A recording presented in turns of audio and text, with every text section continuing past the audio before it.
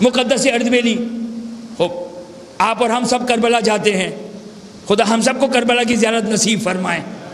ہم سب کربلا جاتے ہیں، کیا تعظیم کی ہم نے وہاں. ہم کھانا بھی کھا رہے ہیں، بوفا بھی لگا ہوا ہے، پیٹ بھی بھرا جا رہا ہے، اور ایک ہنگامہ ہے، ایسا لگ رہا ہے جیسے زندگی میں کبھی کھایا ہی نہ ہو ہم نے.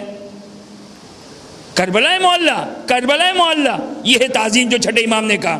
چھٹے امام نے کہا کہ جب تم کربلا آئے، جب پتا چلا چھٹے امام کو کہ گوشت کھایا جا رہا ہے، چھٹے امام نالا کرتے ہیں، چھٹے امام شکوہ کرتے ہیں. چھٹے امام اپنے چاہنے والوں کو تعظیم سکھا رہے ہیں اور فرماتے ہیں جب تم اپنے مردوں کی زیارت کو جاتے ہو تو کیا مرغن کھانے کھاتے ہو؟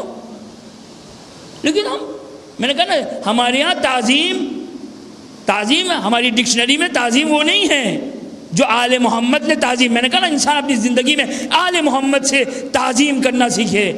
مقدس اردبیلی، یہ تو کھانے کی بات ہے، باقی کیا عالم ہے خوب ہر انسان جانتا ہے. لیکن توجہ کریں، مقدس اردبیلی ایک مدت تک کربلا میں مقیم تھے، ایک مدت تک کربلا میں مقیم تھے.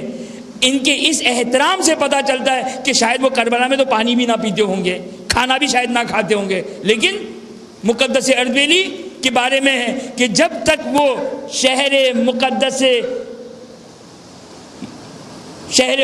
کربلا میں مقیم تھے، جب رفع حاجت ہوتی تھی، جب رفع حاجت کی احتیاج ہوتی تھی، انسان تصور کرے تو حدود کربلا معلّہ سے باہر جاتے تھے، رفع حاجت کو انجام دیتے تھے اور پھر کربلا میں آتے تھے.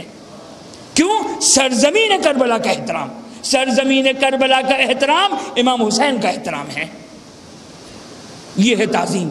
تعظیم کی میں نے کہا کوئی لمیٹیشن نہیں ہے. آپ صبح و شام اپنے گھروں میں ایسے علماء اور فقہا، توجہ کیجیے گا، ایسے علماء اور فقہا اس حجرے میں، اس روم میں، اس کمرے میں پیر نہیں پھیلاتے تھے، سوتے نہیں تھے جہاں پر کوئی کتاب ہو، جہاں پر حدیث ائمہ اطہار علیہ السلام جس میں لکھی گئی ہو.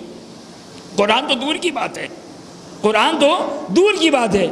ہمارے بزرگ ایسے ہوتے تھے، قرآن کو پشت کر کے نہیں بیٹھتے تھے.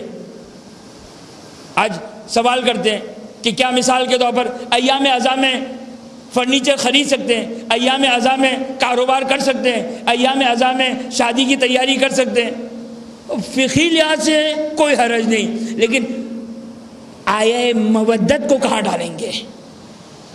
آیہ مودت، قل لا اسألکم، یاد رکھیے گا اس مودت کی کوئی لمیٹیشن نہیں ہے. مودت کا تقاضا کیا ہے؟ محبت کا تقاضا کیا ہے؟ اگر میرے گھر میں اگر کوئی فوتگی ہو جائے، اگر میرے گھر میں کسی کا انتقال ہو جائے، میرے کسی عزیز کا انتقال ہو جائے، تو میں کیا کسی فقیہ سے استفتاء کروں گا، کسی مجتہد سے سوال کروں گا کہ بتائیے کہ کیا میرے والد کا انتقال ہو گیا، میری ماں کا انتقال ہو گیا، کہ کیا میں شادی کی تیاری کر سکتا ہوں یا نہیں کر سکتا ہوں؟ محبت کا تقاضا کیا ہے؟ وہ آل محمد جن پر ہم اپنے ماں باپ کو قربان کر دیں، جب ان کی ایام اعزاء کی بات آتی ہے تو کہتے ہیں بھائی بہت ہو گئی عزاداری.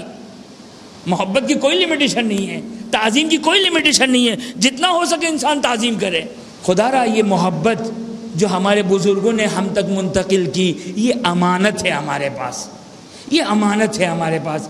اس محبت کو، اس عزاداری کو، اس توسل کو، یہ سب مصداق ہے قل لا اسألکم علیہ. خدا نے فقط امت رسول سے فقط ایک ہی سوال کیا ہے، ایک ہی سوال کیا ہے کہ آل رسول سے مودت کرتے رہنا، آل رسول سے محبت کرتے رہنا. یہ جتنی بھی عزاداریاں ہیں نا، یہ جتنی بھی ماتمداری ہے، یہ جتنا بھی گریہ ہے، یہ آل محمد سے مودت ہے، یہ آل محمد سے محبت ہے.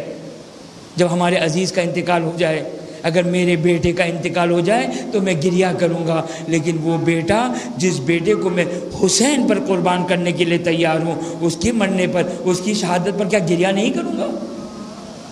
اور میرا چھٹا امام کہتا ہے، جانتے ہیں یہ آنسو کیا ہے؟ ان آنسوؤں کی قدر کو جانیے، ان آنسوؤں کی عظمت کو جانیے. خدا سے دعا کرے کہ خدا ہمیں آنسو عطا کرے، حسین کے غم میں بہنے والے آنسو عطا کرے. رحمتک یا ارحم الراحمین وصلی اللہ علی محمد و آلہ الطاہرین.